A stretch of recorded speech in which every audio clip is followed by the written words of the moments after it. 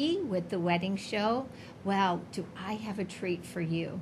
For those of you who are into henna or you are a part of a culture that is henna has significance in its art, please listen carefully because Neeta Sharma is here to talk about her amazing henna designs. And when I say amazing, they are truly incredible because they are some of the most detailed henna designs I have ever seen in my life. And you are such a talent. Welcome to the show, Neeta. Thank you. Thank you. And thank you for the opportunity to be part of the Central Valley Talk. Oh, well, we love you having you here on the wedding show. So, Neeta, I need to ask you, how did you start getting into your henna creations, your henna designs? Because they are so intricate. Well, I've done this for 35 years now. And I grew up in India, in Mumbai. And growing up, I was always fascinated with the henna and, the product was so easily available there. So I would buy it from the store, and I had a lot of willing guinea pigs who would let me practice on them. Yes. So that's how I started. And then because I did this for so long, then all my well-wishers, they said, you need to start doing this professionally, charge people and not do it for free. So that's how I started doing it professionally. Well, Neeta, we all have to start somewhere, and but you've been at it for what, 35 years? Is that correct? Yes. That's incredible. So you must love what you do and do what you love. It's my passion. I actually, in education, I have a double master's in social work, but this is my calling, and I think it's been 12 or 13 years I quit my job to do this full time. That's, you know what, I'm one of those people, it's like follow your passion, and I'm glad you're doing what you're doing. So how can people view some of your artwork? So what do you have a website? I do have a website. It's called mehndidesigner.com, mehndidesigner, and then the same thing on Instagram. Actually, most of my work is posted on Instagram, so that's Okay. the best place, and it's the same. It's Mehndi Designer.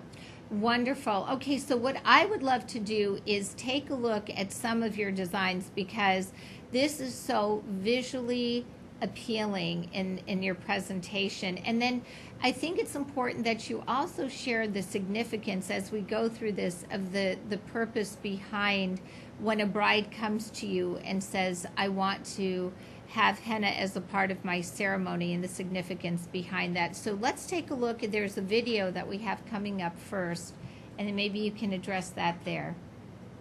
Sure. And so this is the one with the hands that were coming out. How long did that take you to do the hands and the forearms for this bride? I know you might not be able to see what we're seeing, but this is the one where you have the palms of the hands all the way up the forearms. How long did you say that took you? Typically, it takes, because even the feet are done, but just the arms takes anywhere from 3 to 4.5 hours, front and back. And you can see how the intricacy of the work that you do. So one of the things you shared in doing this, it gives the bride time to reflect. Is that correct? It's telling the bride to slow down. Henna is actually one of the first ceremonies that kick off the wedding week. As you know, like Indian weddings, they're pretty stretched out. It's like a 4-5 day wedding. Right. And henna is typically done the first or the second day of the wedding week. And then it lets the bride know that, she needs to slow down, enjoy the festivities, should not be doing any work, should be catered to. And there is this thing called Sola Singar, which means 16 adornments. So the bride is supposed to be adorned, and henna is one of the adornments. Oh, Like the bride's okay. adorned from top to toe. So it's jewelry, clothing, some of the rituals, like there's a turmeric cleansing ritual, so everything included, there's like 16 adornments, and henna is one of them. and that kind of makes the bride feel that she's, beginning to feel like a bride, Right, because and till that then she's sense of been like running pampering. around and Yes. doing things and stress. And henna does, it's because henna is natural. It has some properties where it kind of, really calms down a person. So I'll walk into a room, like in the bride's really stressed out and like her mind's running like 100 miles an hour. And by the time I leave the place, like she's all like relaxed and, calm and composed. So there's definitely something magical about henna. So, how do you apply the henna? Because I think there are probably some viewers who may not be familiar. So, how is it all applied?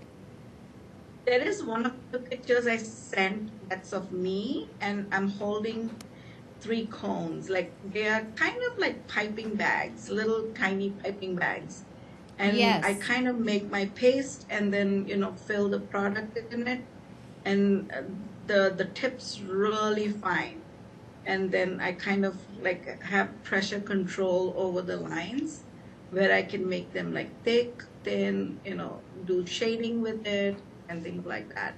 that's some that to me. It's the whole process is just it's incredible. So, some of the viewers may be interested in how is henna like? What are the ingredients to make henna?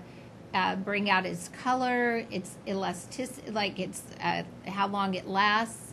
How does that First work? of all, like you have to use good quality products. Like I source most of my products from India, like the henna powder. Henna is basically a plant dye.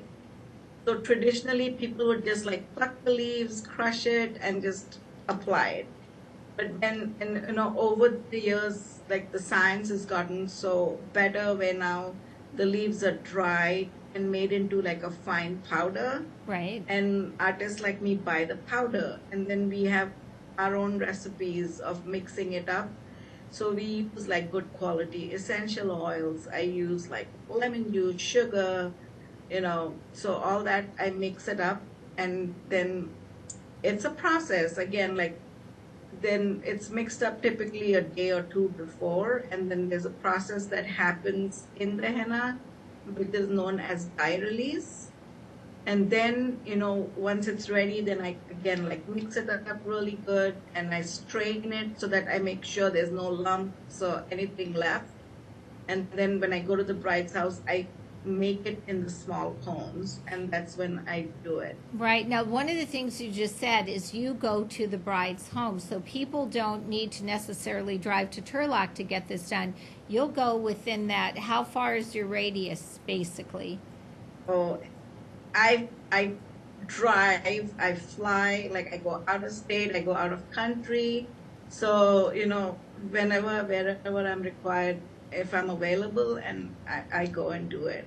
That's terrific. Well, I think that's great because many people are saying, well, maybe I have to go there. Well, the nice thing is not only are you drivable, like you'll do the drive, but you'll also do the flight, which I think says a great deal about obviously your work and your talents if people are reaching out from different states and or bigger cities and having you come in.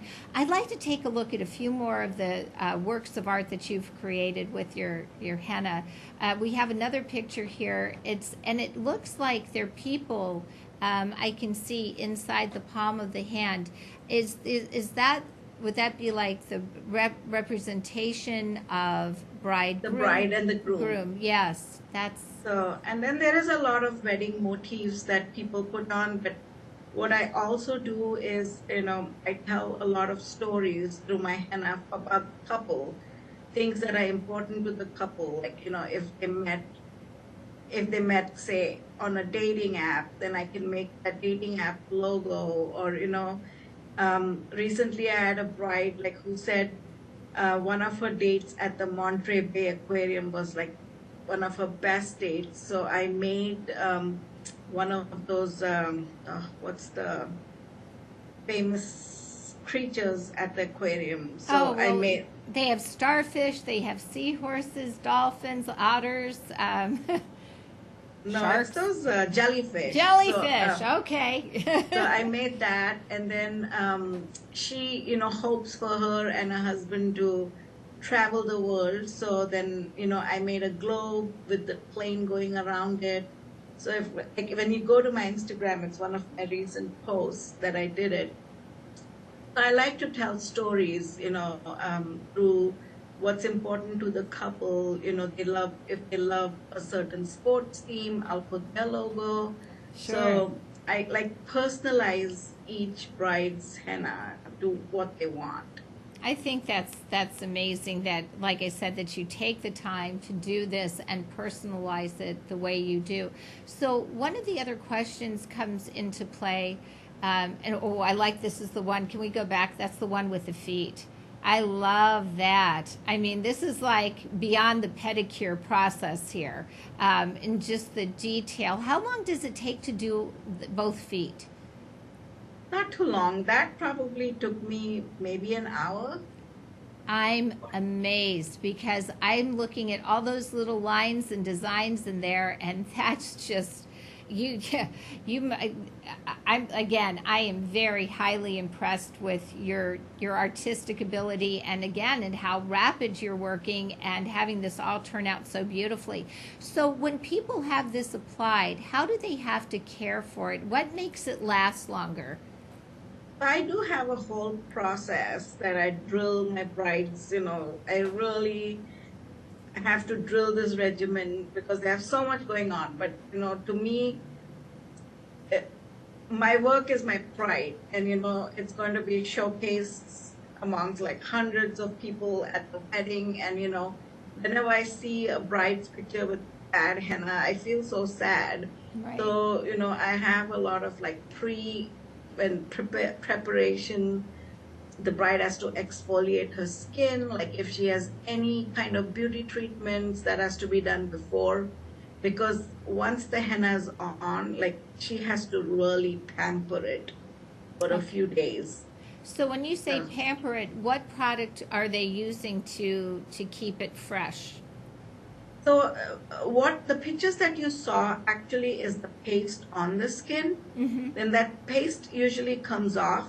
I usually ask the bride to keep it on for 6 to 8 hours. And then once that comes off, there's like a stain left behind on the skin. And that stain kind of goes deeper and darker over the next 48 hours.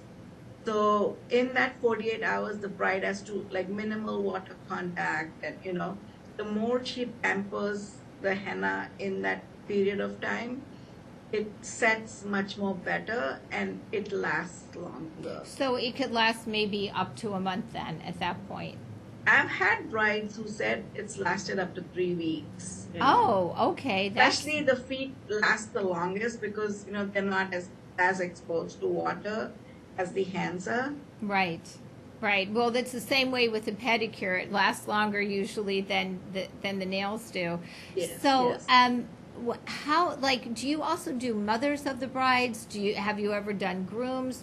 Are the men as interested, or is that not a part of it? It's actually like traditionally the men would say no, it's a girl thing. But okay. I'm glad the trend is changing now. I see a lot of young men like come forward when I do henna parties. Then they'll come get a little something. It's not as elaborate as the bride, although last year I did have a groom and he said, he was jealous that the bride got so much. So I actually made a whole like palm design for him that matched the bride's design, but so for grooms, I'll do like little motifs again, write the bride's name, or, do more of a masculine version of a design. Sure. So I'm not drawing flowers on his hand. Right. Some don't mind the flowers. So right. say, I mean, because it's like you said, it's personalized. It's to each her own and how they want to do it. Let's take a look at another picture here that's coming up. And then we see the bride-to-be with her hands crossed over her chest. And look at that. It goes all the way up towards the elbow. So when they get married, I noticed that, it's very important for that to show, correct? The henna? But it's the part of the adornment that the bride's supposed to be adorned from top to toe. Right. So, like the hands, the feet, they're the parts that have no jewelry or nothing. So that's where, then she's covered with the henna. So there's no empty spot on her body that isn't covered with something beautiful. That's terrific. And you also mentioned that you do hair as well, correct? With the henna? Yeah, but I just do it like for myself. Okay. I use henna on my hair, and it's something really healthy and natural, and because it's all plant-based. Yes. And that's terrific. So once again, can you tell the viewers how they can reach out to you, or if they want to look at your website? Yeah, my website's called Mehndi Designer, MEHNDI designer.com. And Mehndi Designer is again my Instagram handle. You can go look at all my work there. That's wonderful. Well, Neeta Sharma, it was a pleasure having you on. And again, what a talented woman you are. And I think for the viewers who are planning to use henna, whether it's to get married or just to try it and see what it's like, because maybe they just want to adorn themselves just because, I think you're a great person to reach out to, and we really appreciate you being on the wedding show today. Thank you. Thank you for the opportunity, and it was amazing to talk to you. Oh, thank you so much. All right, this is Hope Roski with The Wedding Show, and we'll be right back.